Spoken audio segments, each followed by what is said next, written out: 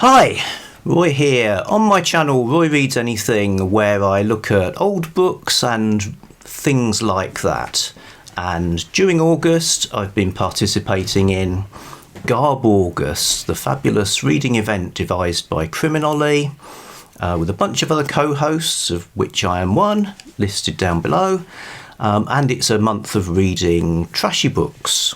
One thing I like about the concept of trashy books is the idea of them cashing in on trends, crazes, moral panics, things in the news, that kind of thing, and how the way publishers would rush out paperback product to sort of try and capture some kind of public interest in something. And that's why I've been reading the incredibly rare book CB Baby and the incredibly trashy book CB Angel, because the craze, trend and panic I'm looking at is Citizens Band Radio, CB Radio. That was a massive thing in the 70s and 80s, obviously still going, but there was a time when there were pop songs like Convoy, movies, also Convoy, Novelisations, also Convoy. Lots of stuff like that, and I've actually made a playlist of CB related music if you want to get nostalgic about that. So it was this craze that went from being an outlaw pirate thing to being legalised and becoming super popular, initially in America, but it came over here as well. Legalised in 1981, and the big Christmas present of that year was CB sets, which you'd have in your car or in your home or both. So there'd be Brits driving around in their little cars with ridiculous aerials on the top, one arm out of the window like an American trucker. Heady days. So the books, so CB Baby. This is an American paperback by Clark Whelton, author of Skyjack, who is a journalist, and he'd written a big article about CB in Village Voice, and now he's doing the book that sort of, as it says, the fast, sexy novel about America's #1 turn-on. CB Baby, she's got what it takes to total a town. Now, the cover is admittedly pretty trashy. Oh, hell yeah. And the back cover, which is basically just the legs, even worse, really. But I'd have to say what the actual book is a lot better than you'd think from the way it's packaged. This might be unique in that it's about CB, but it's not centred on the idea of truckers. So books featuring or books about truckers, well, there's plenty of them, and I think a lot of them would feature in the trash quadrant. So this diagram I drew way back at the beginning of time, or certainly beginning of GarbAugust, trying to think about what makes a trashy book. Well, it's sort of the derivative end of the spectrum with lurid content is what I was saying. So I'm afraid I've thrown coffee over this in the meantime. So up here you've got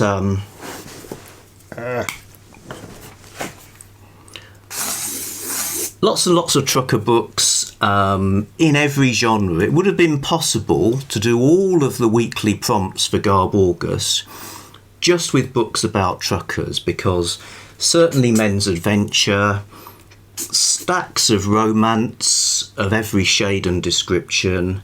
Yes, there are trucker horror books. There's also trucker SF, even trucker fantasy. I can't quite imagine how that works. Is the trucker cowboy? Well, not really, except in the sense that the truckers are like modern day cowboys, and that's the whole appeal, the idea that they're free and a bit lawless and super masculine. So the what were the other prompts? The smut, yes, there is trucker smut. edging off of this chart into outright pornography. You could probably find a famous trucker or two who's written a book, and yes, novelisations, etc., etc. So it almost, if you're reading a book about truckers, you probably have found yourself in the trash quadrant. But CB Baby, although it has a truck on the cover, isn't mainly about that. It's more about the CB. So I'm kind of naming this as the sort of category of one exploitation of CB radio. So the story is, it's centred on a town, right? So it's a town in Pennsylvania that's been bypassed by the interstate, which has ruined it economically. It's actually quite a serious thing. And one of the ways they deal with this situation is through the town adopting CB radio in a massive way. So they're using it as a sort of prototype social network, but also things like trying to lure people off the interstate to their businesses. The local pastor does religious services over the CB in his first church of CB, stuff like that. So in a kind of slightly unrealistic comedy kind of way, it's become a sort of CB town. And the hero, a guy called Cable Delaney, is a young guy who's become the mayor of the town. And the plot is that he naively thinks he's arranged for a company to relocate to the town to bring loads of employment, and all sorts of machinations around that, sort of politics, crime, etc., creates a kind of basically a sort of comedy thriller, really, with sort of jeopardy that comes out of that situation, with him having all sorts of misfortunes as he tries to sort of hold it all together. All of that. So CB Baby is a kind of agent of chaos within that situation. So she gets into his car when he's driving out of New York. She is a prostitute, and she gets into his whole CB shtick and becomes sort of part of this wild, unfeasible, unfolding series of events. Plus, to make things even more complicated for him, he falls in love with her as well. So there's a kind of on-again, off-again romance. There's a couple of raunchy scenes, but you know, if what you're expecting was what's on the cover, you don't really get that. You actually get a pretty interesting book. That I suppose is, you know, if you're at all interested in 70s culture, you know, it's not retro, it's not looking back with hindsight. This is something that was coming out at the time. So I thought that was actually pretty interesting. So CB Baby, I thought that was it. But then I came across CB Angel. Now, CB Angel, when it's first published in the States, by Larry Adcock, had quite a decent men's adventure style painted cover, which does pretty fairly represent the book. When New English Library, seeing the impending legalisation of CB and kind of wanting to exploit the trend, when they republished it in 1981, they took a less classy route with this photographic cover of a young lady in kind of Daisy Duke outfit, with this kind of startled expression while she's talking on a CB radio in a truck cab. So that is terrible. Again, it misrepresents the book as well, because if you're expecting, there are some raunchy scenes, but it's basically an adventure book. But it's also pretty trashy just in that way. So in this one, CB Angel, you get two protagonists who are they're Vietnam vets, buddies, they do everything together, and which now includes driving a Mack truck. They they're nicknamed. One of them's Native American. They're nicknamed the Lone Ranger and Tonto, and there's a continuous stream of banter of the kind of cowboys and Indians thing.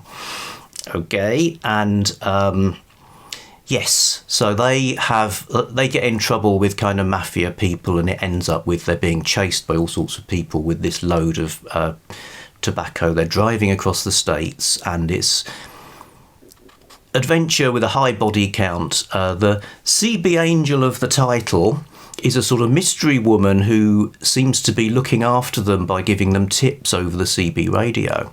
And she's actually about the best thing in it. When she's nothing like this photographic depiction.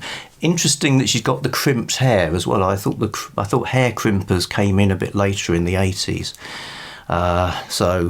Anyway. Once again, trash is teaching us things. Yes, so she's got an agenda, and he's actually quite a cool character, really.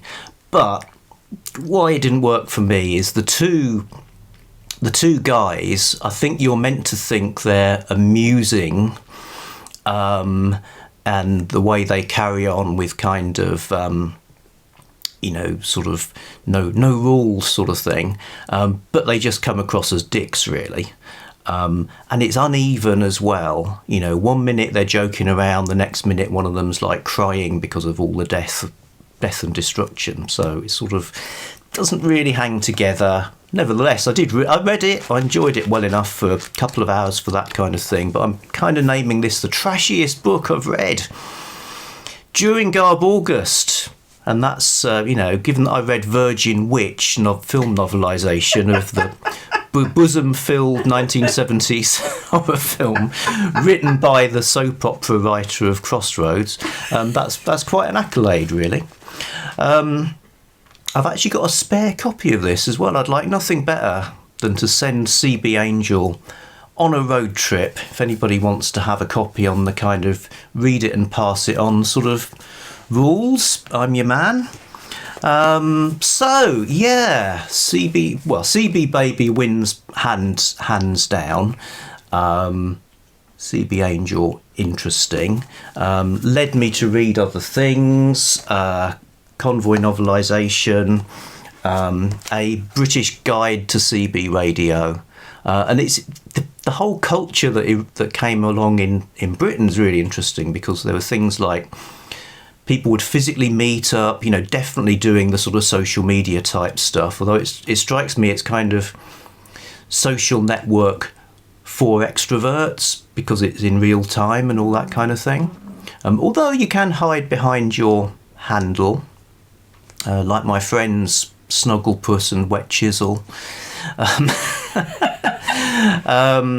Anyway, yes, people would meet up, and there was a culture of creating little like cards with their cartoons of themselves on them.